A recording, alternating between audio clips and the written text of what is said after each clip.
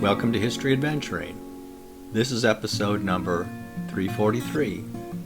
I'm Brad Hall, and today we're walking out in front of cars in modern and old-time Phoenix, Arizona.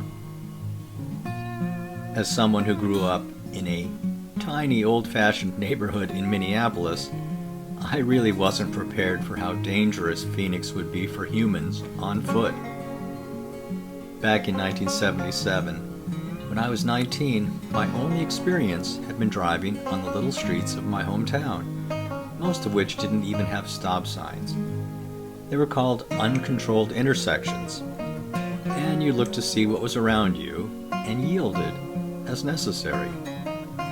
Yes, of course, the major streets had street lights, and there were stop signs, but mostly you just had to watch what you were doing.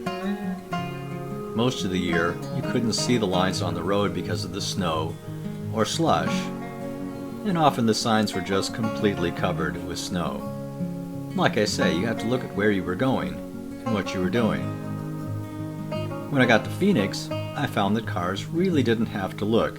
There were clearly marked lines on the road, and every intersection had either a stop sign or a traffic light.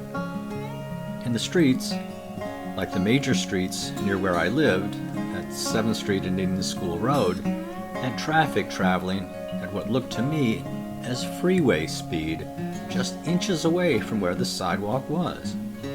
And stepping out in front of cars was something that was like taking your life in your hands.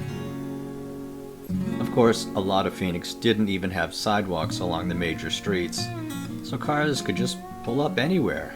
I remember a lot of telephone poles lying on the ground, which were put there to discourage cars.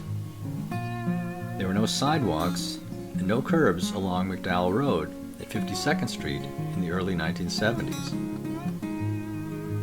And really, people thought nothing of it and laughed off the carnage, just like seeing cars wrecked with no one wearing seatbelts. I didn't think that it was funny, and I still don't. Back then, I was considered kinda eccentric, and nowadays I'm seeing more and more things that can help make crossing a street in Phoenix on foot less of a death sentence. I've been rehabbing a bad ankle for a long time now, and this morning as I walked to the McDonald's, which is about a half mile from me, I made a special point of noticing the bumps on the sidewalk, which one of my friends on Facebook identified as tactile paving. You also see this as you leave a grocery store to go into the parking lot, and your cart goes bumpity bumpity bumpity. The tactile paving tells people with visual impairments that they're about to walk out in front of cars. Yes, I know that cars should look out for people, but it really hasn't worked out that way. And I really don't completely blame the cars. They're used to following the lines on the road and signs and lights. I remember the first time I saw little tiny stop signs at the end of each row in a parking lot in Home Depot, and it told me everything I needed to know. The cars needed to be told what to do. Well, the drivers do, but you see what I mean. The 100 plus years of experiment of having people drive cars has been a terrible failure, and I'm hopeful that the future will be better. In the meantime, the tactile paving will help blind people not get hit by cars. This has been History Adventuring. I'll talk to you later.